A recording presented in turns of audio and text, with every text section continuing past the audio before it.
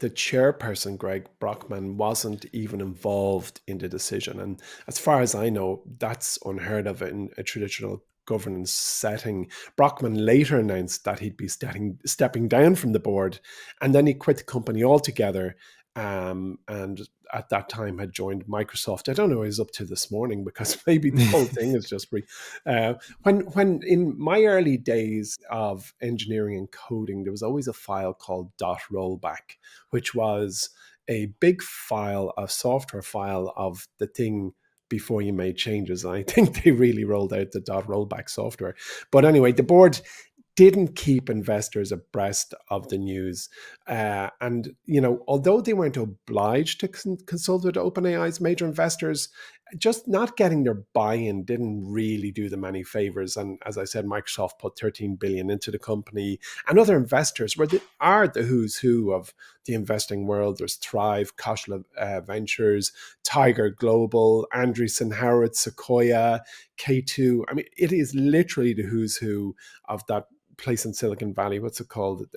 Sandhurst Drive or something like that. So all the big VC firms, they were all in, and they too, I presume, alongside Microsoft, were completely shocked. Yeah, and I guess.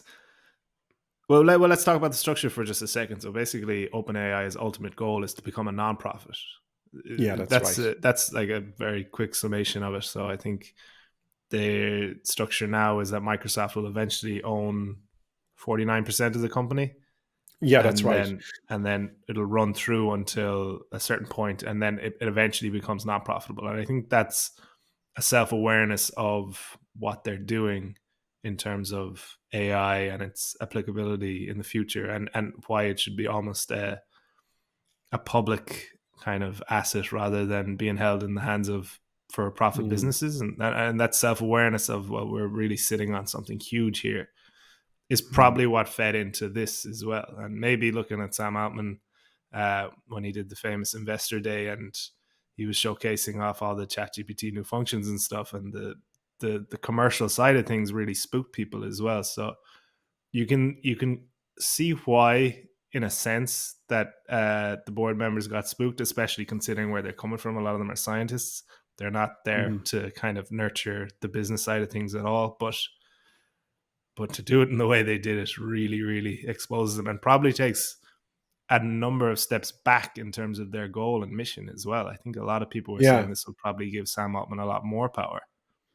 Yeah, that's right. I mean, what I found almost amusing was that on Friday at a Horizon Live event, I was asked, what are my predictions for next year? And I said, well, I think Bing is going to take quite a bit of market share off Google, because it is effectively the back end search engine for ChatGPT. And I laid out my thinking for that particular argument. And then the next day I was like, well, there goes OpenAI, and there goes its reliance on Bing. And now I'm back in the game. I have some really clangers where I made a prediction that went wrong an hour later, but I thought this was that that just a new was record that breaker. was a little bit too immediate. Yeah. All right. So what's the fallout of all of this? What's the big deal, and why should me or you or our listeners care about all this? Well, as of last night, the kind of future of AI was, I wouldn't like to say change, but very significantly augmented. And for start, ChatGPT, or rather OpenAI, is a tool that 100 million people use in their job and in their school and at home. And, this is something that isn't just a pedestrian piece of software. It really has permeated businesses and lives all over the world. So suddenly this was at risk of being pulled from under our feet. I think more interestingly, though, is that there are thousands of businesses out there that have built their proposition and a product and their entire business on the chassis that is OpenAI's infrastructure. And we're seeing all these smaller AI businesses bubbling up everywhere. You can't even surf social media without being hit with some kind of variation of what is OpenAI. Since 2019, Microsoft and OpenAI, which was founded, as we said, as a nonprofit dedicated to artificial intelligence, they've worked together. And Microsoft, I think they invested $1 billion the year it was founded, and then wrote another check in 2021 and upped the ante, and they committed Mm. and committed and committed and committed. And And what's Microsoft have quite a very unique relationship in that they don't really pay them. They don't really give them money in cash. They just That's right. allow them to use the computing That's power right. from Microsoft Azure, which shows, Yeah. I suppose, where the business is at as well. You know, it's almost Yeah. like a kind Yeah. of symbiotic relationship. Couldn't agree more. Yeah, they're Siamese twins of sorts, and as you said, the Azure data center runs all the stuff that OpenAI has built, and it's analogous, I think, to saying, "Here, son, here's €50 pocket money. Oh, by the way, this week's rent is €50." that's a good that's a good one too. All right, yeah, Yeah, but the crux is that Microsoft is working on its own in-house large language model. And this is where my understanding of who ultimately owns the code base in a world where AI, or sorry, I mean to say ChatGPT, and OpenAI disassembles, like who owns that intellectual property? Microsoft have their own in-house team.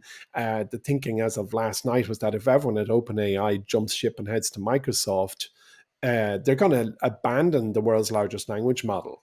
So yeah, that doesn't make any sense. And building a new one from scratch at Microsoft, which I wouldn't say is quite from scratch, it's slow and it's expensive. And you can see why this and was and still is a very strategically important part of Microsoft's future potential. yeah. So I think Just it on was. that, I think what it also exposed is maybe there's less of a moat in AI than we might think. Do you know what I mean? Like Mm, mm, when we were hearing that the CEO and a couple of people, not a couple of people, there was a lot of people might leave from OpenAI to Microsoft. We're like, all right, well, that's OpenAI done, and that's Microsoft, mm, as the forefront now.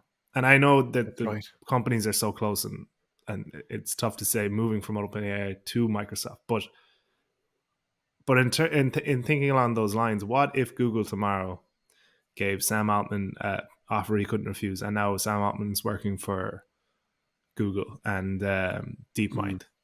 What happens yeah, then? Is Google automatically now the leader of the AI revolution? So I think in yeah, terms of AI and zooming out, I think I'm going to touch on this later in the show a bit as well, is that AI, in my opinion, will become a technology that is shared and used by those with the deepest resources. And yeah, that's right. with that in Yeah, mind, I don't think it's going to be any one company leading it. I think it'll be the largest tech companies that can all avail of it the most. Do you know what I mean? And there'll be obviously more intuitive and better applications of it from different players. But in general, I don't think it'll be a huge cause for disruption because I think the access to it will be somewhat universal.